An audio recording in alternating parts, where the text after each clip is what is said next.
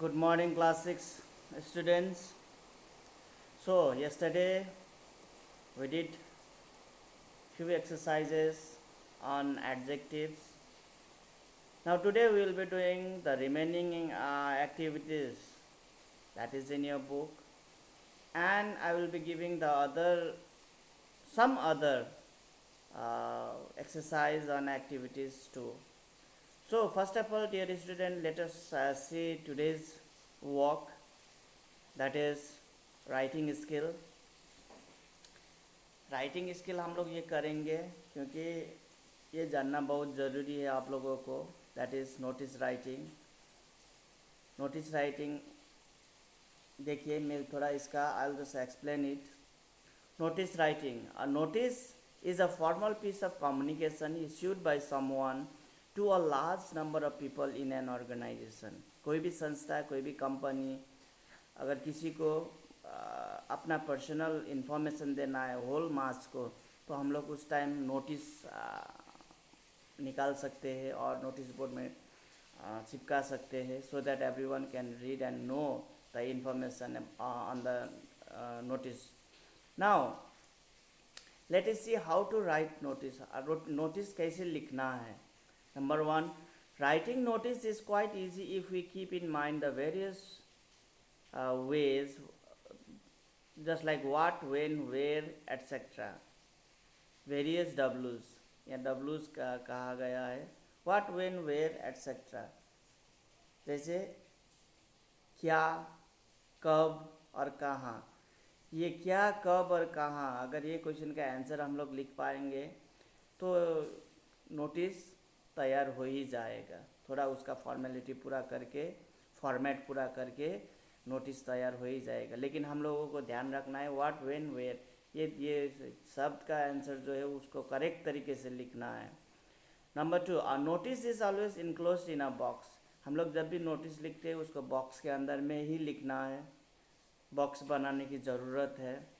जैसे आप लोग देख सकते हैं कि यहाँ पर भी बॉक्स ही है, बॉक्स बनाया गया है। Number three, it should contain relevant but complete information. Relevant का मतलब होता है सट, इम्पोर्टेंट एंड यूजफुल। ज़्यादा लेंदी नहीं होना चाहिए, that means unnecessary talking, unnecessary information नहीं होना चाहिए, टू द पॉइंट होना चाहिए, short, but that should carry the important and useful information. But complete information, complete information का मतलब होता है पूरा जानकारी देना।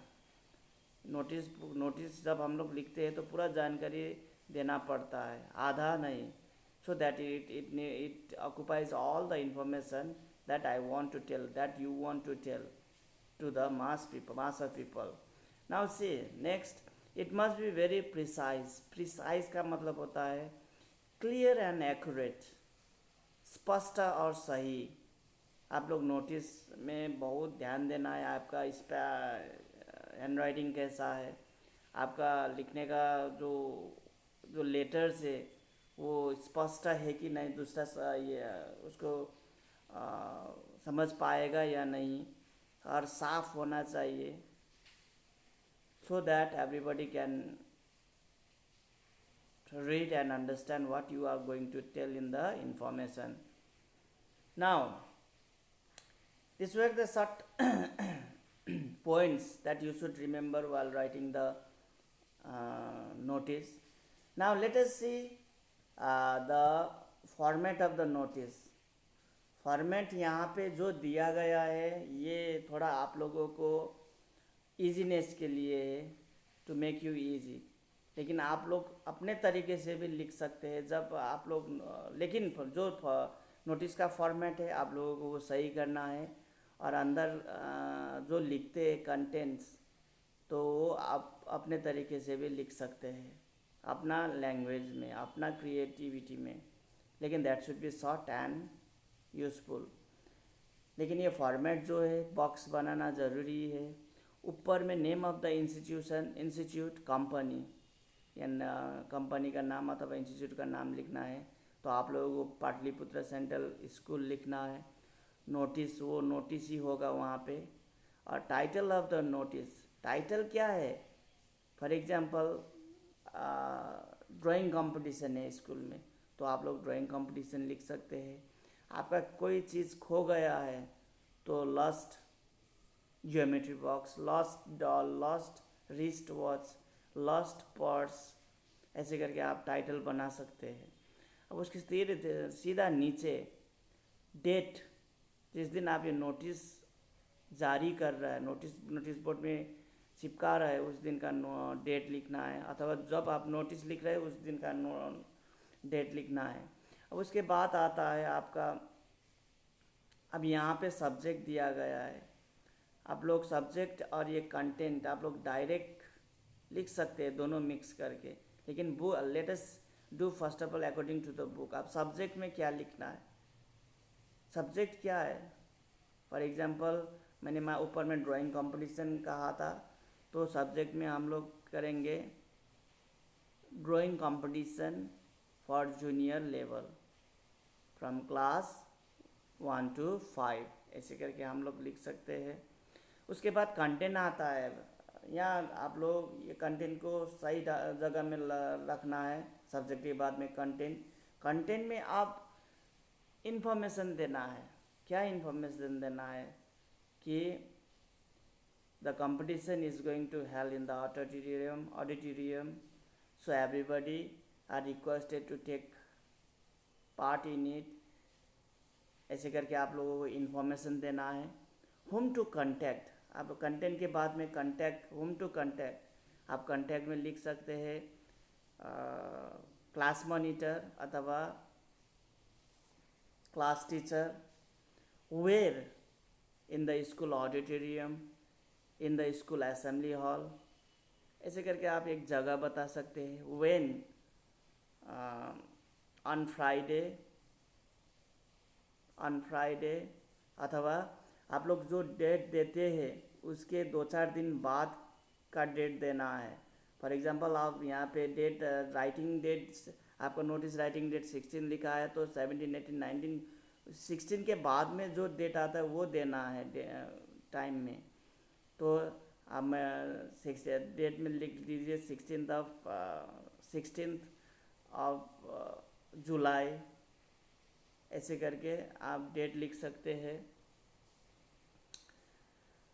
नाउ सिग्नेचर, आपको यहाँ पे सिग्नेचर करना है। द नोटिस राइटर, जो नोटिस लिख रहा है उसका सिग्नेचर, नेम, अपना नाम लिखना है, डेजिग्नेशन, वो स्टूडेंट, आप लोग पढ़ते हैं तो स्टूडेंट लिखना है। So now dear student, now here there is the question for you all. You are Ramit Das of class 6A. You borrowed a book of Akbar Birbal stories from the school library. You left it in the playground by mistake and could not find it later. Write a notice to put up on the school notice board. आप लोगों को यहाँ पे notice लिखना है। जो रमेश दास, आपको खुद को एक रमित दास बनाना है, और आपने अकबर बिरबल का लाइब्रेरी से बुक लेके आया है, स्टोरी बुक, और वो आप प्लेग्राउंड में छोड़ दिया, और अथवा you lost it in the playground. आपको उसी इंफॉर्मेशन के हिसाब से आपको क्या करना है, नोटिस जारी करना है। अब यहाँ पे आता है लॉस्ट का, आप लोग वेयर, अब जब आप लोग सब्जेक्ट अथवा कंटेंट में आप लोग मेरा ये चीज़ खो गया, तो आप लोग वेयर, जब ये वेयर आता है तो at the playground, when yesterday while playing, ऐसे करके टाइम दे सकते हैं। So in this way you can do it, try to get help from your guidebooks. You can take help from your elders also at home. Now let us move to another part, that is the adjectives, exercises on adjective. Supply correct adjectives in the given blanks. ये blanks में हम लोग correct adjective supply का डालना है। Do you remember, ये dash है, ये वाट आई टोल्ड यू, ये वाट जो है वाट को काटना है, वो वाट नहीं होता है, वाट तो ब्लैंक्स में होता है, खाली ठाव में वहाँ पे वाट होता है, वाट वहाँ से हटाइए और ब्लैंक में आपको लोगों को वाट लिखना है। David is a dash batsman, अब एडजेक्टिव, ये क्वालिटी एडजेक्टिव लिखना है। So in this way you can do this very easily if you have listened the explanation of adjective properly. You just revise it, just try to complete these exercises so that you may get more knowledge on adjective. Now let us move to another part. This is make sentences with the following pairs of adjectives. इससे sentence बनाना है आप लोगों को. For example, tall, short, little, much, either, neither, thick, thin, some, all, many, more, small, big, each, every, these, those, huge, tiny, first, second, my, our. ये करके आप लोगों को ये एक सेंटेंस में ये दोनों वर्ड लगा के आप लोग सेंटेंस बनाना है. Tall, short. The man is tall, but he is wearing, but he has a short, but he has a short haircut. ऐसे भी कर सकते हैं आप लोग. Little, much. He eats little, but his brother eats much. ऐसे करके आप लोग सेंटेंस बना सकते हैं. You can try this. Now underline adjective in the following. Underline करना है. A bad workman quarrels with his tools. Little cry, much wool. अब ये सब आप लोगों को एडजेक्टिव तो मालूम ही है, सिर्फ इसको अंडरलाइन करना है आप लोगों को. नंबर 1 में बैड हो गया, विथ हीज हो गया, पोजेसिव एडजेक्टिव हम लोग ने पढ़ा था. नाउ सेकेंड में लिटल हो गया, मच हो गया, ये मालूम ही है. इन this way you can do this easily. If you can't do, just revise the explanation of adjective. Now let us move to another part. Okay, this is what I want to correct in that notice. Now see, first of all comes the name of institution, उसके बाद notice, उसके बाद title of the notice. ये दोनों में से institute का नाम लिखना ज़रूरी है, टाइटल ऑफ द नोटिस लिखना ज़रूरी है. वही हिसाब से जैसे दिखाया गया है ये ऊपर में, नोटिस वही होगा, नोटिस वैसे ही लिखना है. Date, subject, content. सब्जेक्ट और कंटेंट आप लोगों को साथ में मिला के लिखना है.